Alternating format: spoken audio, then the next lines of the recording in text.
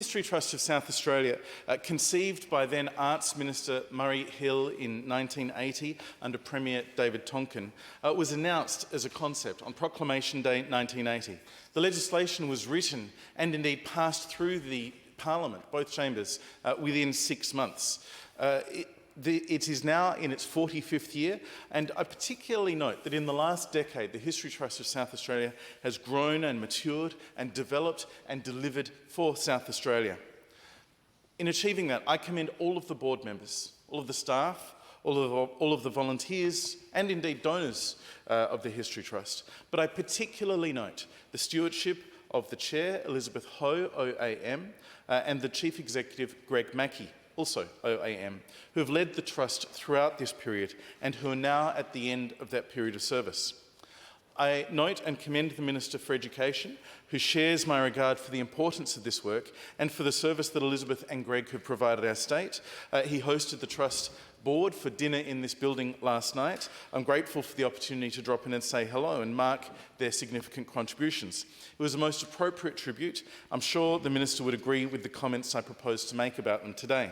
I also commend the appointments of their replacements. The new incoming board chair, as Michael Neal is now the chair of the Trust, and Justina Joachim as the new chief executive. I know Michael well enough to say that he is an outstanding appointment. I've only met Justina once, but from what I've seen and what I've heard and what I've read, I'm extremely optimistic that she will also prove to be so.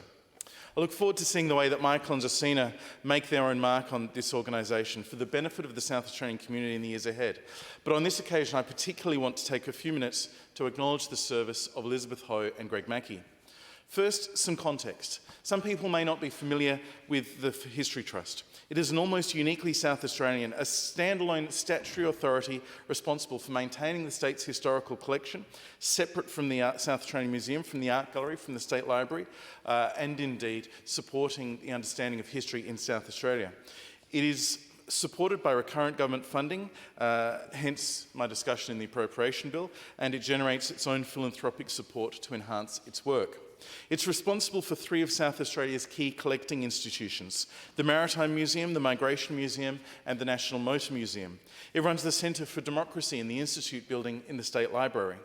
It is responsible for History Month, a remarkable festival that brings together annually hundreds and hundreds of South Australian institutions and businesses and councils and individuals, large and small, community and business, to celebrate all things South Australian history.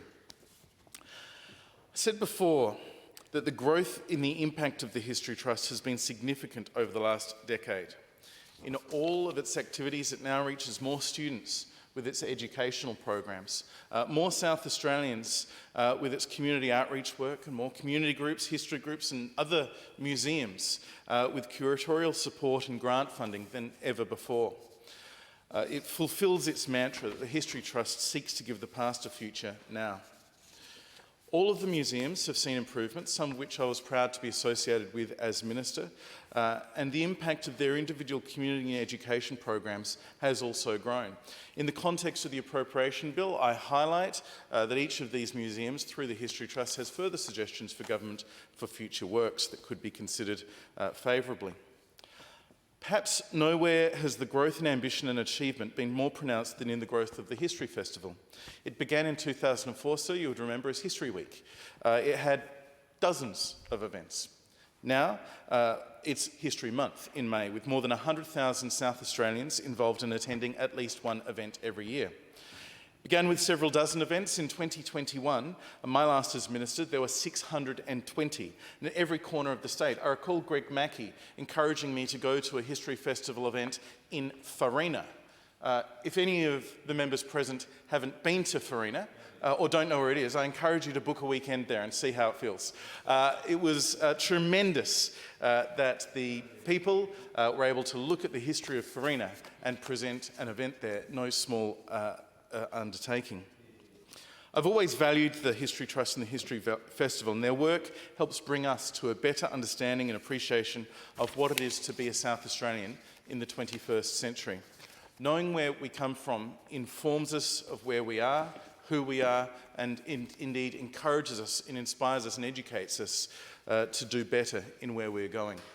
And this is a mission I always felt was shared keenly by Elizabeth and Greg, and it was through their efforts and the efforts of the teams they led so well that this work has gone so well. For the record, I wish to share a couple of comments about each in turn.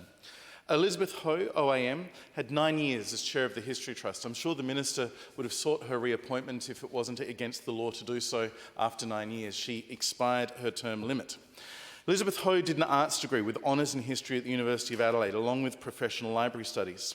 She was the first newsletter editor for the Historical Society of South Australia. She was a Jubilee 150 education officer.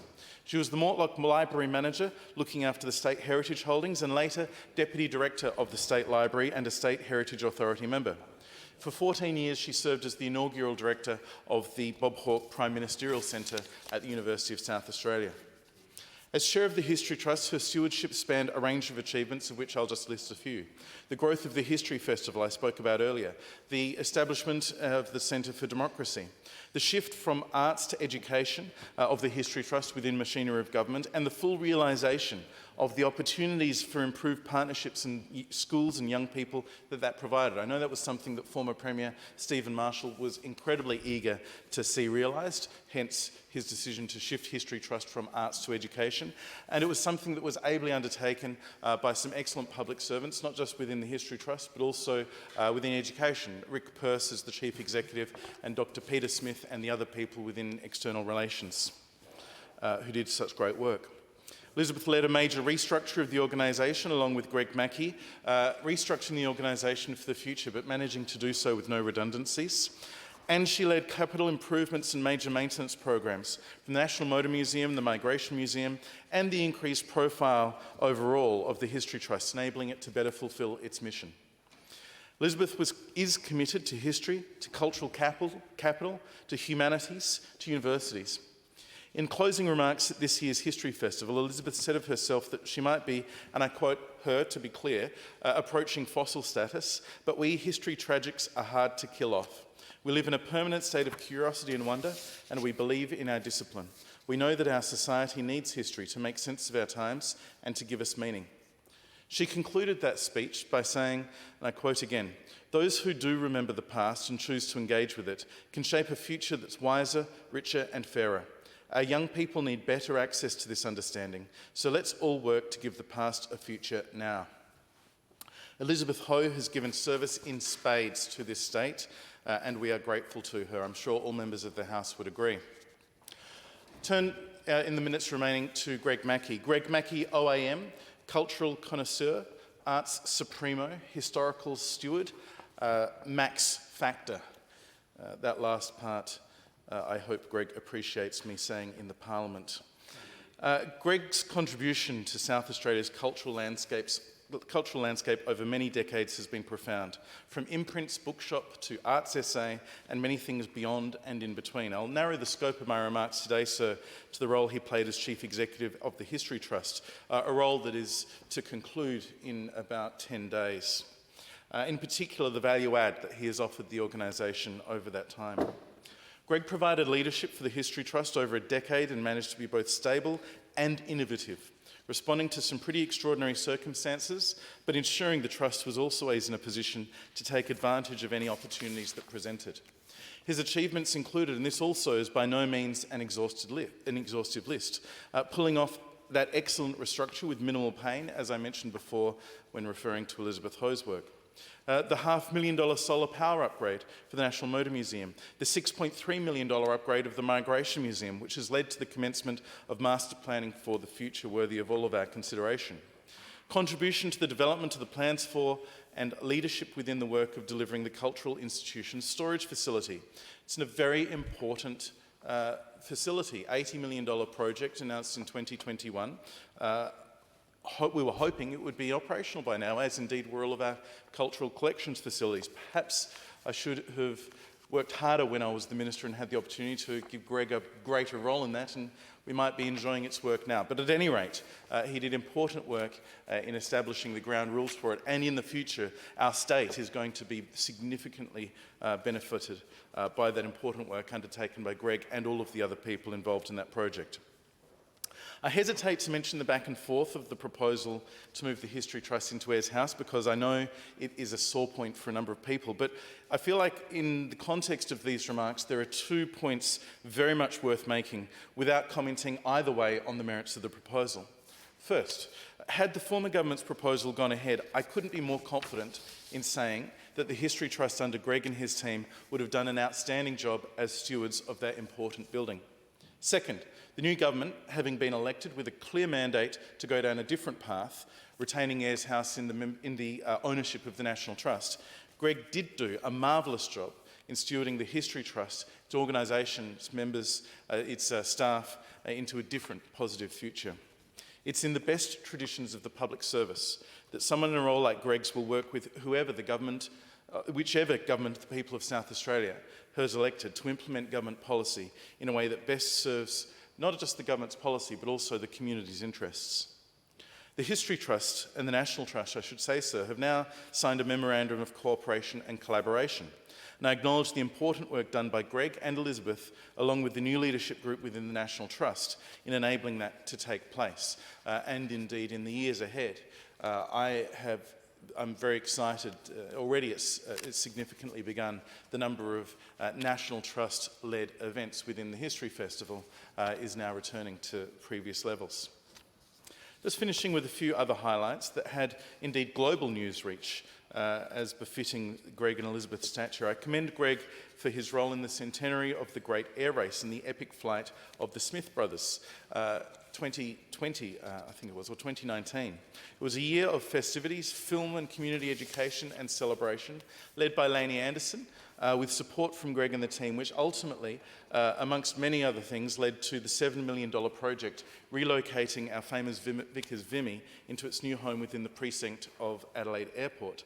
If you haven't done, I encourage all members to do themselves a favour. Next time you're at Adelaide Airport, put aside an extra 20 minutes and go and visit the Vimy, see what's been achieved through the collaboration of the airport, the federal government and the state government. The South Australian government committed $2 million to that project, with particular curatorial support from the History Trust. It's a tremendous project. I mean, there are people in aviation who talk about the Vickers Vimy, the first plane that went from across the world, from England to Australia. In the same breath, they talk about the Wright brothers flyer. And all South Australians should be very proud of that achievement. They're proud of the achievements of the Smith brothers, and it's now presented in a way that not only looks after the needs of the plane to ensure it will last forever, or at least as long as these things can, but also in a way that people can appreciate. Secondly, during the term of this government, Greg was instrumental in leading the History Trust's acquisition of Priscilla, Queen of the Desert, the bus from the film, which is now being restored and which is destined to shine brightly forever as a feature of the National Motor Museum up at Birdwood. Greg would not forgive me if I didn't mention that there is an appeal available for anyone who's interested to support the restoration of that important bus. And finally, the gift of the Flinders coffin plate. Matthew Flinders' coffin was discovered in the archaeological works for the HS2 train line recently. That plate was recently presented to Her Excellency, the Governor, and is now back in South Australia under the care of the History Trust. Thank you and congratulations to Elizabeth Ho and Greg Mackie for their service to South Australia.